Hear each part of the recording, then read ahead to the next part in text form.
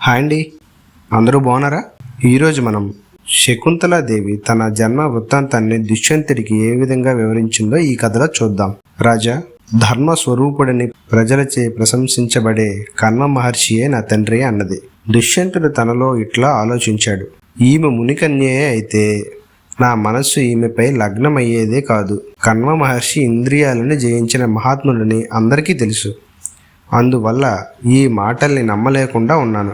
ఈమె యథార్థమైన పూర్వోత్తరాలని అడిగి తెలుసుకోవడానికి శకుంతలతో, పద్మాల వంటి నేత్రాలు కలిగిన ఓ శకుంతల, ఇంద్రియ నిగ్రహం గలవాడు, కలంకం లేనివాడు అయిన కణవ మహర్షికి నువ్వు కూతురు ఎట్లా అయ్యావు? ఆ వృత్తాంతమంతా నాకు చెప్పు అని అడిగాడు. అప్పుడు శకుంతల ఇలా అన్నది.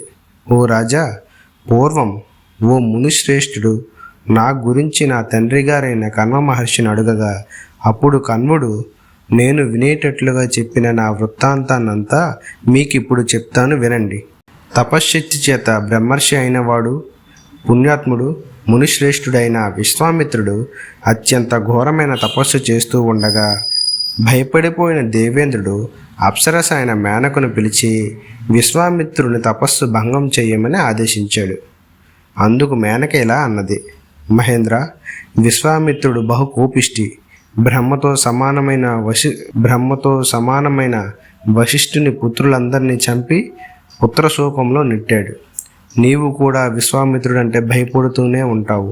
అటువంటి కోప స్వభావుడి దగ్గరకు నన్ను పొమ్మని చెప్పడం నీకు భావ్యం కాదు. అతడు తలచుకుంటే పర్వతాల్ని బద్దలగొట్టగలడు. సముద్రాల్లోని అడుగున ఇసుకను కనిపించే వరకు నీటినంతా ఆవిరి చేయగలడు. అయినా నీ ఆజ్ఞను తలదాల్చి నా శక్తి వంచన లేకుండా అతన్ని నా వలపులో మునిగి తేలేటట్లు చేస్తానని చెప్పి చెలికెత్తెలను వెంటబెట్టుకుని హిమాలయాల్లో తపస్సు చేసుకుంటున్న విశ్వామిత్రుడు తపోవనముకు ప్రవేశించింది. మేనక కొప్పులో తురుముకున్న పూలు గుబాలించి విశ్వామిత్రుని చుట్టుముట్టాయి. మెల్లగా మహర్షిని సమీపించి చూసింది. మహర్షి తపోభంగం కలిగించే ఉద్దేశంతో చెలికత్తెలతో కలిసి మహర్షి ముందు హొయిలోలకబోస్తూ తిరిగింది. మేనక శ్రమ ఫలించింది. మహర్షి కళ్ళు తెరిచి చూశాడు.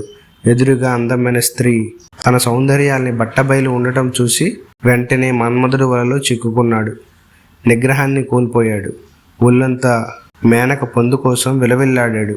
మేనక కూడా విశ్వామిత్రుని అంతరంగానికి తగినట్లుగా సంచరించింది. అతడితో చాలా కాలం భోగాలు అనుభవించగా వారిద్దరికీ ఒక ఆడ శిశువు జన్మించింది.